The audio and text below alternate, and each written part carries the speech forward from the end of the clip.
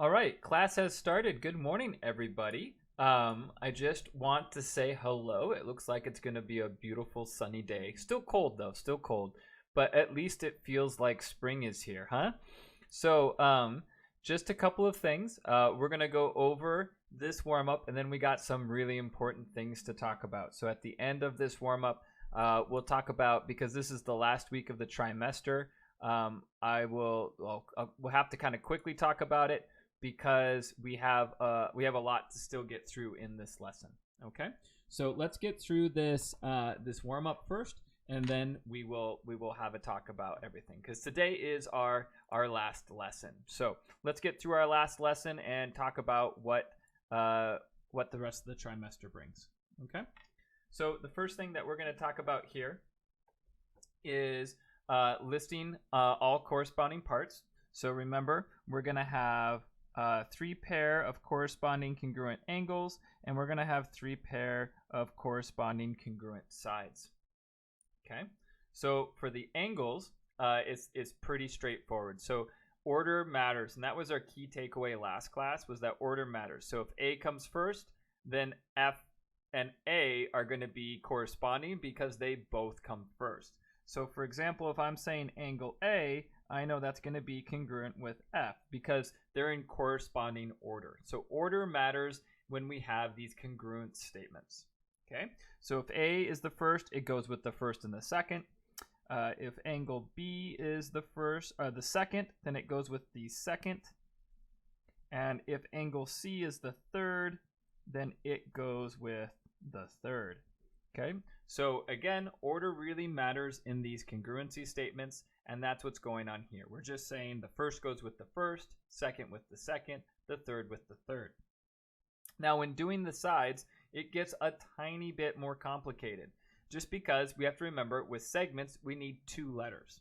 So I usually start with the first 2 letters. So I usually start with segment AB. Okay. Now what's cool is once you just start with something, the second part just flows with it. For example, A will always go with F. So if I write A first, then I'm going to have to write F here. B always goes with E. So if B comes second, then E has to come second. Okay. Now the thing about sides is that there is 2 ways to write any side. So I wrote this as AB. I could have also written this as BA. Okay. So if you write it as BA, you're also just going to switch this part. Okay, this is not the review. Okay, so then that's the first 2. So I'm going to have, and then I'm going to do the second 2. So I'm going to have segment BC like this. So that is the second and third. So I could count it as the second or third, or I can also use my angles to help out as well. So B goes with E like this. And then C goes with D like this. Okay, so I used the first 2, I used the last 2. Now the only combination that I haven't used is the first and the last. Okay, so if I go ahead and do segment AC, okay, so that's the first with the first, so A goes with F, and C is the last that goes with D.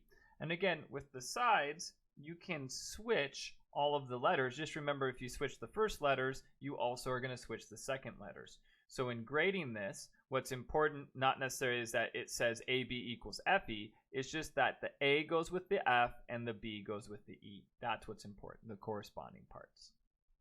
Okay, so this is one thing that we worked on last class.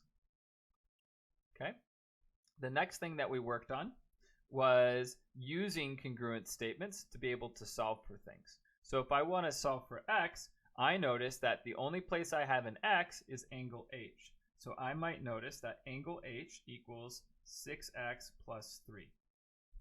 Okay, so then I also notice that h here is the last of my letters. So that's going to correspond with the last of the letters over here, which is f. And angle F in my other one is 99 degrees. So I'm going to take both of these. Since I know they're congruent, I can go ahead and set them equal to each other. Okay, because we have a congruency statement. So we know they're going to be the same shape and they're going to be the same size. So I'm going to solve for x. Okay, so I'm going to solve for x.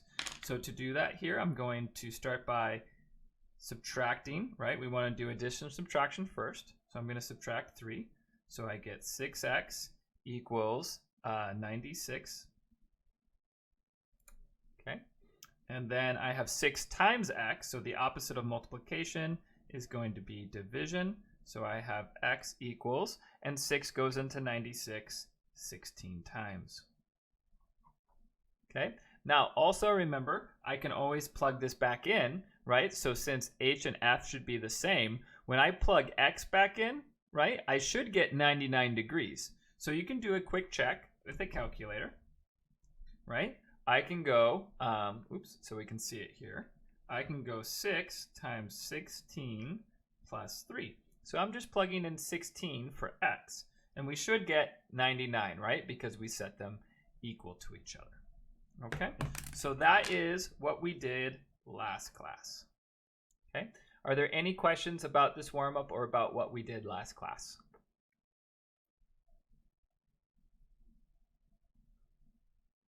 Thank you, I appreciate that for giving me feedback. I appreciate that. All right, so as I said at the start of class, today is our last lesson. So we're going to be learning about isosceles and equilateral triangles. So I'm going to write that down really quickly, and then I want to talk to you guys a little bit about what's happening this week. Okay, I already did talk about it a little bit, but we have a lot of people who came late.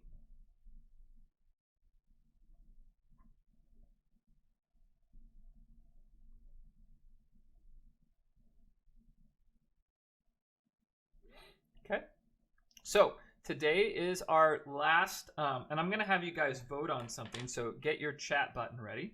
So today is our last day of lessons. Now, unfortunately for us, that means our review day would be Thursday, and Thursdays also happens to be the last day of the semester. So I'm going to give you guys an option. We can keep the schedule as it is and have a review day Thursday, which means it only gives you the end of the day Thursday and Friday to work on your final exam. Or I'm going to be reviewing with my 4th period class tomorrow. What I could do is I could post the video for the review. So remember, the review, there's no new content. I'm just summarizing what's going to be on the final. So I could post that video for you guys tomorrow after school, and then I can post the final at the same time. So that way you guys have Wednesday, Thursday, and Friday till noon to work on the final. So what would you rather have? Would you rather have, we're going to do the review in class Thursday, but then you only have the end of Thursday and Friday to work on your final? Or are you guys okay with me just posting a review, the video of the review, so you guys can watch the video of the review on your own? Remember that there's no new content in the review video, and then that will give you an extra day to work on your final. So yeah, have your voices be heard. I want to hear everyone's voice. So I'm seeing people do that. So keep posting your voice. We don't have a ton of time, so post it relatively quickly.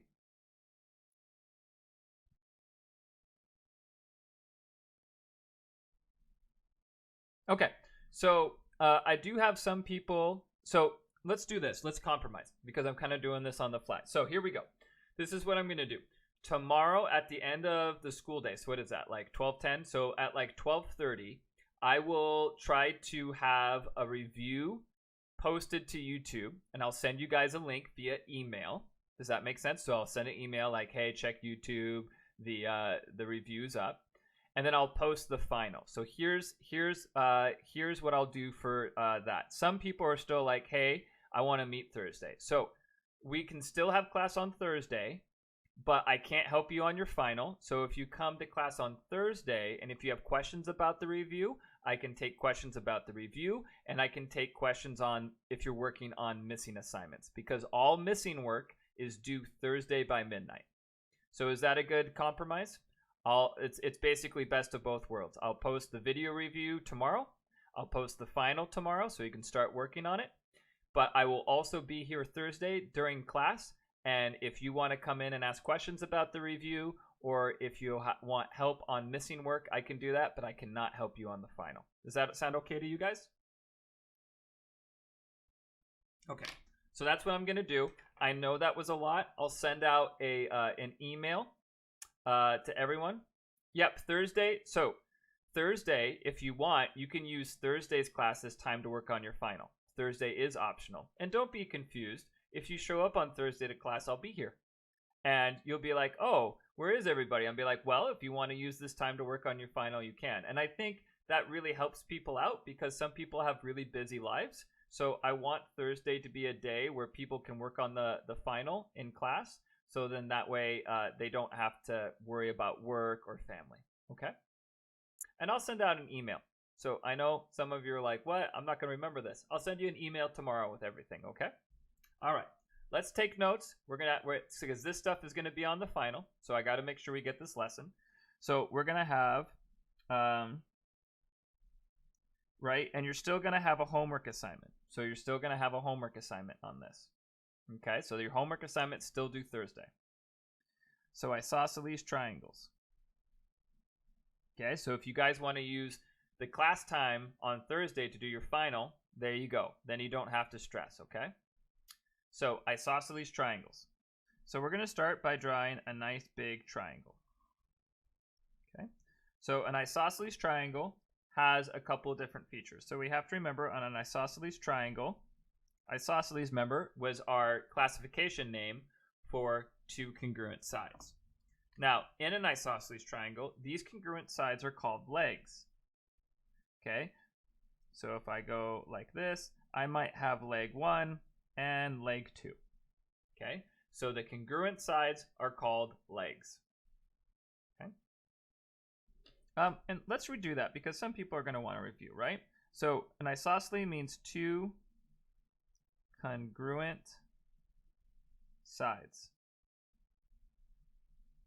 right? And they're called legs.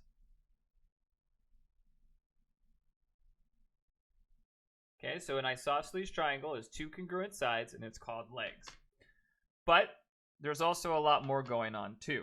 So it turns out that this third side felt really left out, right? And kind of bummed, like, well, I want a cool name. So it did get a cool name. So this other side that isn't congruent is called the base. Okay, it's called the base side. Okay.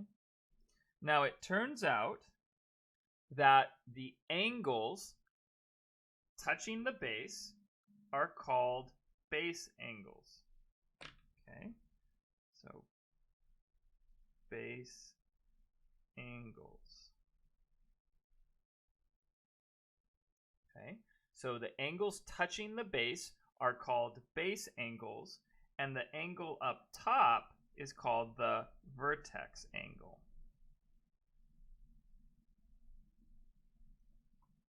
Okay. Now, okay, so we got these base angles, we got this vertex angle. It turns out that there's this relationship between angles and opposite sides. And what do I mean by opposite?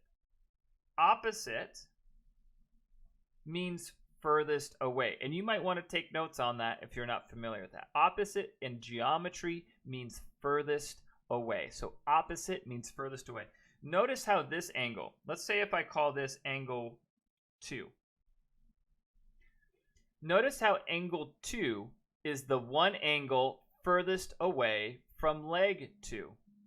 Okay, look, leg 2 here on the right touches the vertex angle and it touches angle 1, right? So leg 2 touches the vertex angle and leg 1.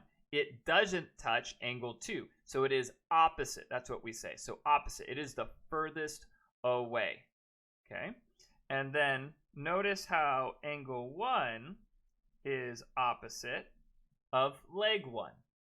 Okay, so again, opposite of the congruent sides, I'm going to have two congruent angles.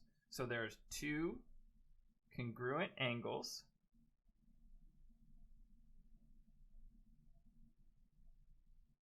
and they are called base angles.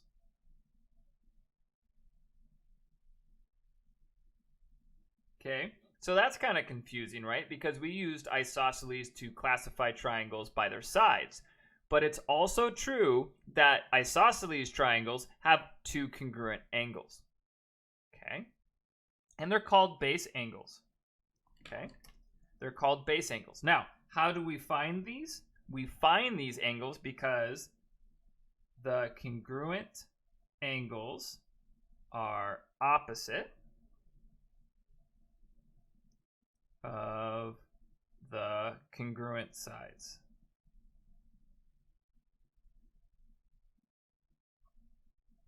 Okay, the congruent angles are opposite of the congruent sides, and vice versa. So we're going to see going both ways there. So we're going to do a couple of examples here really quickly to show you how this works, because it's going to show up in your homework. And again, you do have homework for this. It is due Thursday. Okay, so you do have homework. This is our last lesson. The homework is due Thursday. Thursday during class, if you want to work on the final, we can use that time to work on the final. Okay, so don't stress about time to work on the final. Okay. All right, so let's do an example of this together. Okay. We're just going to draw a triangle. And I'm going to put on it this and this. And then we're going to label it. I'm feeling very deaf today, most deaf. Okay, so there's our picture. So we have D, E, and F, and then we got two little tick marks. And we're going to say, I want you to name the congruent base angles. So that is angle blank is congruent to angle blank.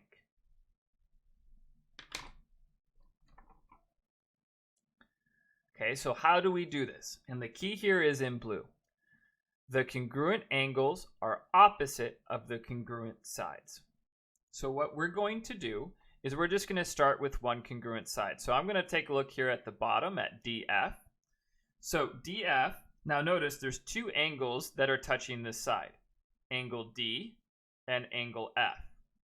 So the angle furthest away or opposite would be angle E. So angle E is opposite of side DF. Okay. So there's one of our angles. And then the other one, so when we take a look at the other side, so I have side EF. So notice how angle E is touching EF and angle F is touching segment EF. The only angle not touching is the angle that's the furthest away, and that is angle D. So what are the base angles here? Angle D and angle E. The order doesn't matter here. If you did angle E and angle D, that's totally correct.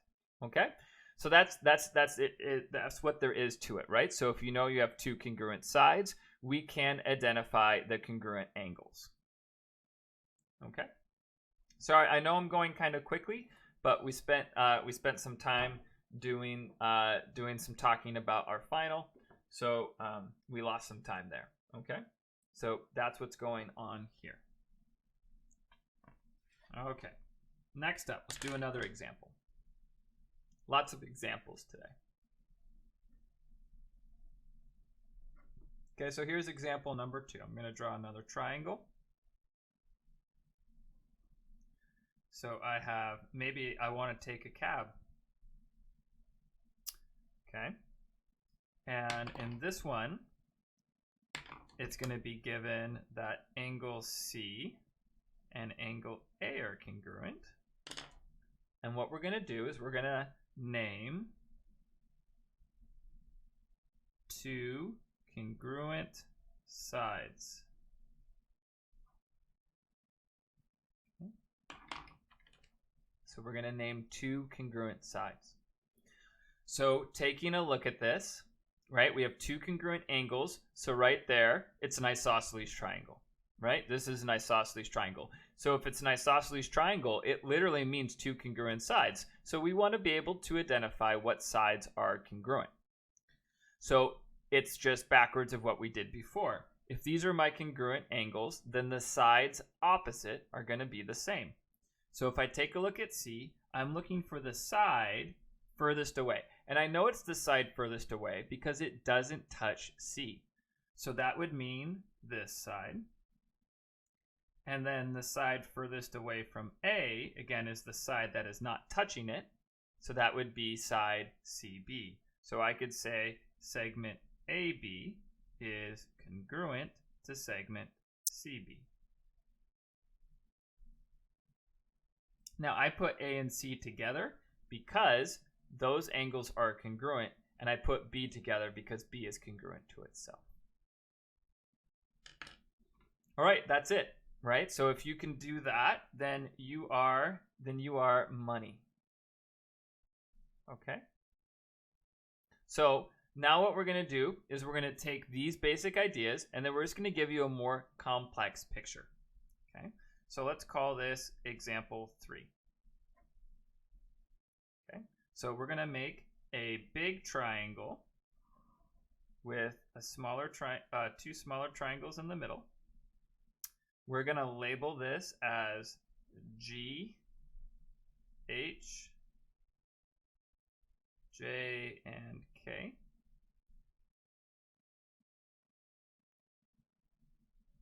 And we're going to do two different problems with this picture. So get this picture down. We're going to do two problems. And I'm going to have you try these on your own. Okay? So the first problem with this picture is if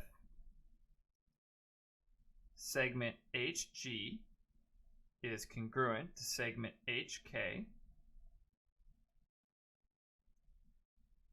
then angle blank is congruent to angle blank. Okay, so that's your first question. And then 2, if angle KHJ is congruent to angle KJH, then what two sides are congruent? Okay, so take a second and let's do this problem. So they both use this picture. The first one is I have two congruent sides. Where would the congruent angles be? And the second one is I have two congruent angles. What would the congruent sides be? And I think we can do this in a minute and a half.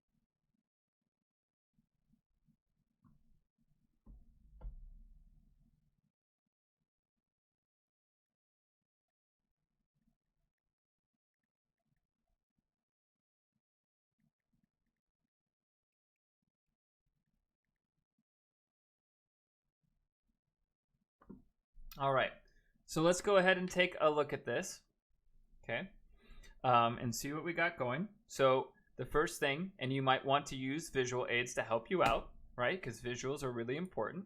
So if I'm going to use red for this first one. So it says, let's say HG is congruent to HK. So then we want to find the congruent angles. So if I go like this, I can say, okay, the furthest away is angle G. And then I can say, okay, the furthest away is angle. Now, you got to be really careful here, and this is a good concept. If you wrote angle K, you would get that incorrect. Because how many angles are off angle K? Well, this is angle K. Over here is angle K. And this big angle is angle K. So we can't use one letter here. Now, G, right, is just, there's only one angle here. So we can call this angle G. But for this one, we can't use the shortcut. Remember, it's a shortcut. So if I want to name this angle, I'd either have to go angle G, K, H. Do you guys see how I'm outlining that angle? So G, K, H. Or I could call it H, K, G. Okay? So I could call this angle G, K, H. Or I can call it angle H, K, G. Notice how in both of these, that middle letter is our vertex, right? That's where our angle is. These just tell us which direction we're going, right? And that would be very different than angle H, K, J. Okay? So does anybody have any questions about this? You guys remember naming angle stuff? How are you guys doing with that? I know that might confuse some people, and I just want to make sure you guys aren't confused. Okay, so we can't, if you wrote angle K here, that is incorrect because there are 3 angle Ks. So using just, yeah, I know we forgot about it, right? Like that's normal and like I expect it. That's why we're doing a review. So remember, just using one letter is a shortcut. So the fact that we can call this angle G is a shortcut. Naming angles usually, like, so we have a whole bunch of different examples here. Naming angles usually takes 3 letters, right? And you can think of it as just tracing. So when I say angle GKH, that's GKH, right? And if I were to trace that down here, GKH, notice how this angle is this angle right here. Okay? So when I say GKH, I'm literally tracing that angle.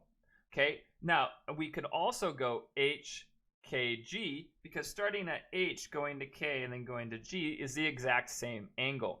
So this method of using 3 letters is just like verbally tracing the angle, right? So if I say GKH, that's that angle. Now, if I said KHJ, then I would know I'm talking about the angle up here, right? So, and we'll take a look at that in just a second. In fact, let's take a look at that right now. I'm going to use blue. So it says KHJ. So KHJ. So that's this angle up there, right? See how I'm verbally outlining it. KHJ. And then I have KJH. So I go KJH. So that's going to be this angle down here. That middle letter is your vertex. Okay. So I'm going to go for the sides that are furthest away. Okay, so I'm going to go 3 here and then down here. So if I were to name these, I might say HK and JK. Or if you wrote it the other way, you could say KH is congruent to KJ. So I hope that helped out. I know you guys, we haven't used the angle thing in a while. It's just hard because we've been so focused on new stuff and we don't have a lot of time to keep practicing old stuff. So I'm going to hit pause here for just a second. How are you guys doing? Is there anything I can do to help? Do you guys have any questions?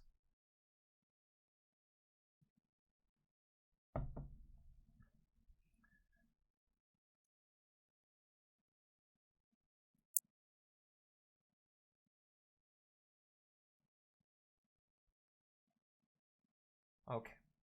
All right, so that's basically what we're going to do for right now for isosceles triangles. Now, this is geometry A. So next trimester, you guys are going to be in geometry B. So we're going to start off geometry B with a review of this stuff because what we're going to do with this is we're going to use this in proofs. It's be like, okay, so if this is an isosceles, what can I prove about the angles? Or if this is an isosceles, what can we prove about the sides? And we're going to do a little bit of that today. Okay, that's where we're going with this. So the next thing we're going to talk about is equilateral.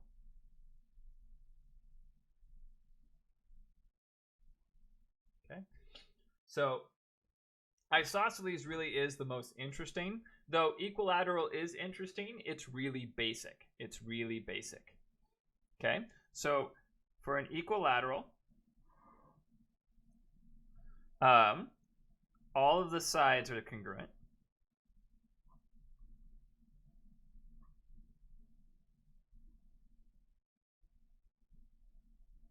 Okay, so all sides are congruent.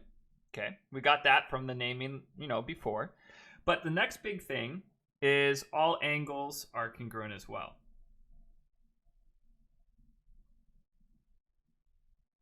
Now, I'm going to write this in blue, but I'm going to prove this for you in a second. But they're all 60 degrees. Now, of course, I don't like to just say things and have you guys think, oh, Kraft is smart, like, we'll just take his word for it. No, let's take a second and let's prove this one in blue. Okay, and that's it, by the way. That's equilateral. All sides are congruent, all angles are 60. That's all you got to have. Okay, so let's do a proof, and this is going to be a really short proof, that angles in a equilateral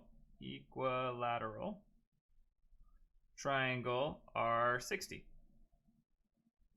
Okay, so here's the proof that angles in an equilateral triangle are 60 degrees. Okay, so to do this, I'm going to start out with a equilateral triangle. Okay, so there's my equilateral triangle. You guys with me on that? But we don't, so there's two scenarios here. One, you don't believe Mr. Kraft. You're like, who's he? He likes the Sounders. It's not Chivas USA, so I don't like him. Or you could be like, man, I knew the angles in an equilateral were special, but I can't remember. So let's just say, since all of the sides are congruent, right? All of the opposite angles, right? Just like isosceles, all of the opposite angles are going to be the same, right? That's what you need to remember. If you have congruent sides, then opposite angles are also going to be congruent. Okay, that's the property there. Well, it's a triangle, so we know, so we know that they have to add up to 180 degrees, right? Because all angles add up to 180 degrees. We proved that. So how many x's do I have? I have 3 x's. Wow, look at me being a player there, huh? Okay, so I got 3x. I'm going to divide by 3. I like telling that joke in person because I can see like teenagers like cringe a little bit, but I'm just going to imagine that when I said that you guys cringed. So I really hope that happened. And then if I take 180 divided by 3, I get x equals 60 degrees. And boom, we're done. Okay, so all of those angles are going to be 60 degrees. Kind of cool, right? Like, it's a party trick, right? You're like, hey guys, draw a triangle, draw any triangle. Okay, now make it equilateral. I'll show you that those have to be 60-degree angles. And they'd be like, no way. And you'd be like, yes way. And they'd be like, no way. And you'd be like, yeah way. And you'd be the coolest kid at the party. Guaranteed. Math always makes you the coolest kid. Okay? All right.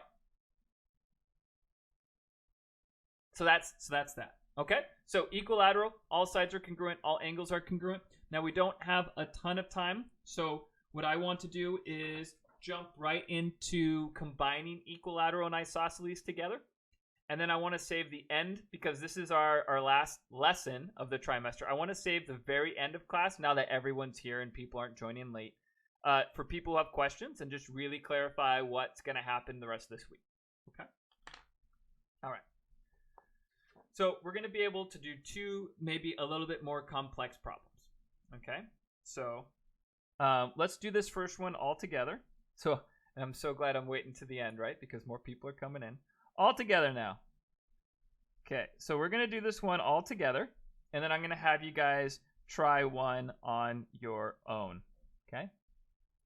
So this is going to get more complex, but it's going to be the same principles. Okay? So we're going to draw a big triangle with, and then split it into two smaller triangles. Okay? Let's get some names up here. So the upper point is going to be K. Bottom right is going to be M, bottom left is going to be N, and in the middle here, I'm going to call that L.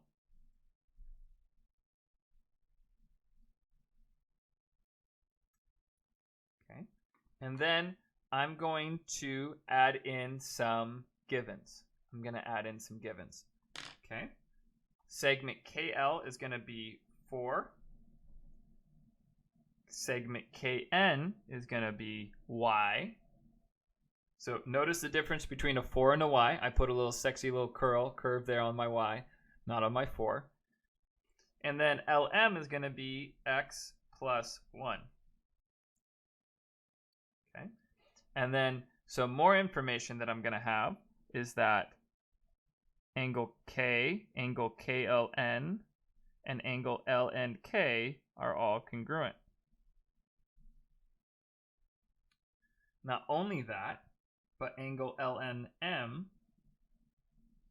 is going to be congruent to angle LMN. Okay, so update your triangles to make it look like this.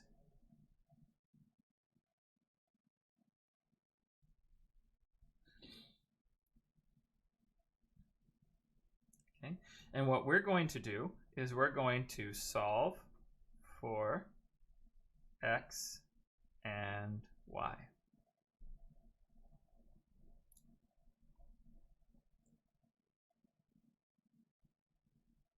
Okay. So, how the heck? We're doing this all together. So, how the heck do we start this? Well, with any complex situation, and this is going to be anytime in real life that you're solving a complex situation, you don't want to just dive in head first. Okay? What we want to do is we want to get as much information from the start just to get that going. Okay? And that is not true. Okay? So to do that, what we're going to do first is just, do we see any special triangles? And that's what we're doing today, right? Isosceles and equilateral. So the first thing I notice, if I cover that up, is I look up here.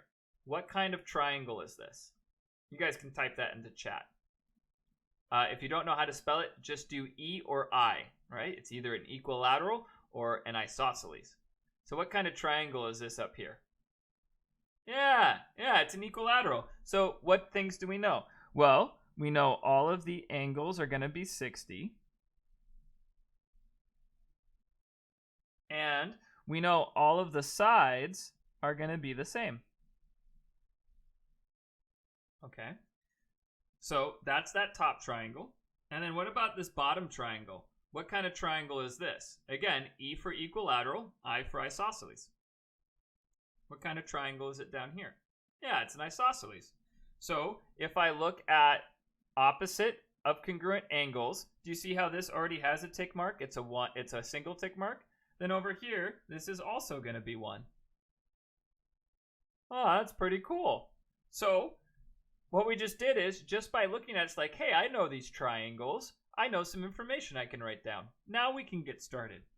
So if all of these sides are congruent, if this is 4, what's Y?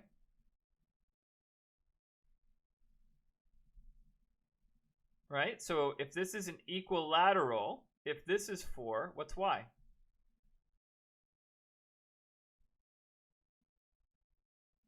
I was looking for an answer there, in case you guys were wondering. Yeah, there we go. It's 4. All right. Y equals 4. In fact, this side down here also equals 4, doesn't it? Okay. That's kind of cool, right? But check this out. Since this is an isosceles, shouldn't this side and this side be the same?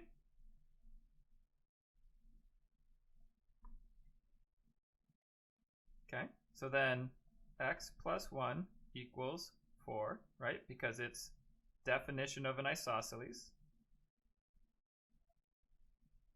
So I subtract 1. I get x equals 3.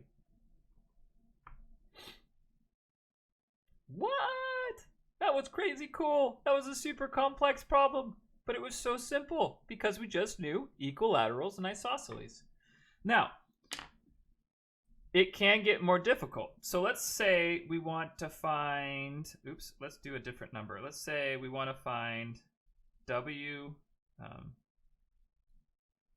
let's say we want to find these two angles down here.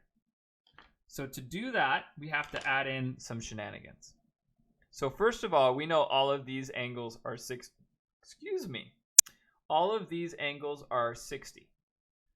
So can anyone type into chat what angle relationship these two angles would have? What angle relationship is that? Can anybody tell me? So these two angles. It is, oh my gosh. So you guys went for the angle type, right? Now, there's a shortcut for this. So we could say, right, this is a straight angle. And we could say, oh, so angle addition. But rather than say all of that, right, this is a linear pair. Right? And what's a linear pair? A linear pair is a pair of angles adjacent on a straight angle, meaning they add up to 180. So if we called this theta, then 60 plus theta equals 180 degrees. So if I subtract 60 from both sides, I get theta equals 120. Okay, because it's a linear pair. Now you guys were all right. It's a straight angle. The angles are next to each other on a straight angle, so they're going to add up to 180. So if this is 120 degrees, then what do these angles add up to? Can you guys tell me? What do these angles add up to?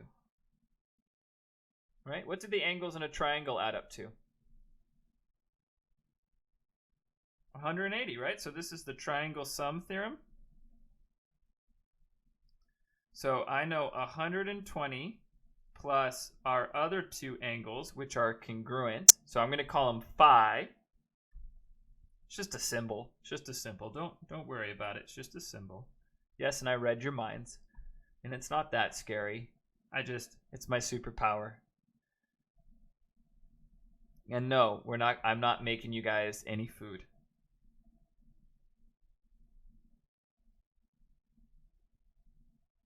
Okay. So how many phi's do I have? I have 2 of them. So I'm going to solve for this angle. So I'm going to subtract 120. So I get 2 phi, and it's just a symbol. Don't worry about it. Equals 60 degrees. And then I divide by 2. So I get this angle equals 30 degrees. So that means this equals 30 degrees and that equals 30 degrees. Okay. Holy moly, there was a lot going on there. But the point I'm trying to show you, we've learned so much that taking a complex system like this, we can now find everything. And in a second here, I'm going to have you guys try one on your own and see where you guys get. Okay? Does anybody have questions? I know that's a lot, but does anybody have questions about anything we've done? Or maybe I wrote something down, you're confused. I just called these missing angles phi. They're both the same because they're congruent.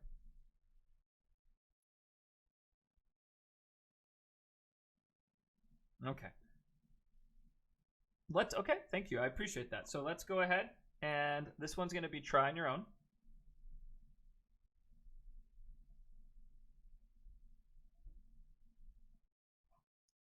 So we're going to have example 5.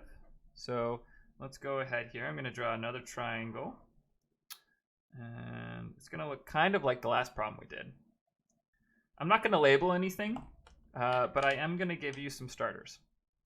So this one, this angle is congruent to this angle, is congruent to this angle. This is 4y. This is 28. This is 28. 8. And this is 2x. So I want you to solve for y and x. So let's see if you guys can do this. And it's okay if you get stuck. I'm not expecting perfection. I just want you guys to try and see what you can do here. And I'm going to give you guys 2 minutes to work on this. And just try to get as far as you can. Try to get down as much information as you can. And then we'll talk about it. Okay? And remember, this picture is almost exactly like the last picture we did. So see how far you can get.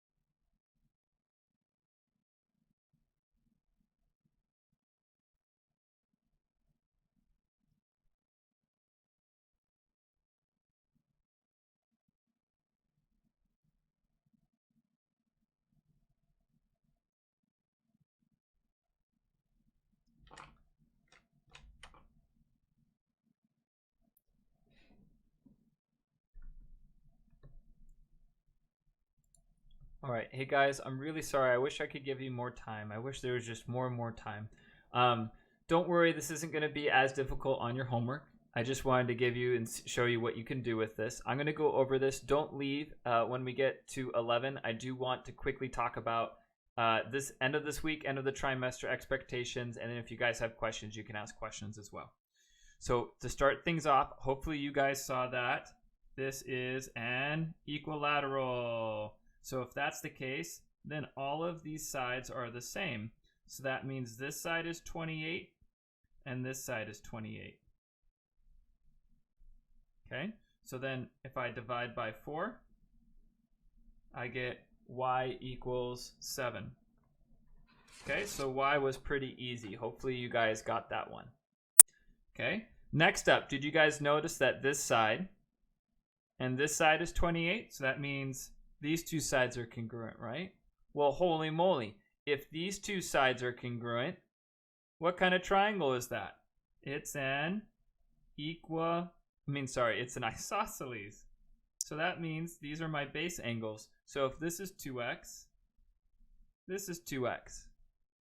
Well, that still doesn't help us, right? Because we still need this third angle right here. But these two angles, that's a linear pair. So, and we did this in our last one, right? So if this is 60, this is going to be 120 degrees. So now, if I'm looking here, all of these, this is the triangle sum theorem. I'm going to have 2x plus 2x plus 120 equals 180 degrees. I'm trying not to go too fast. I'm sorry if I'm going too fast. Okay.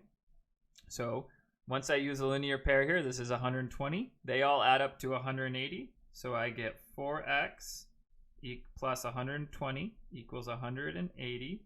I subtract 120.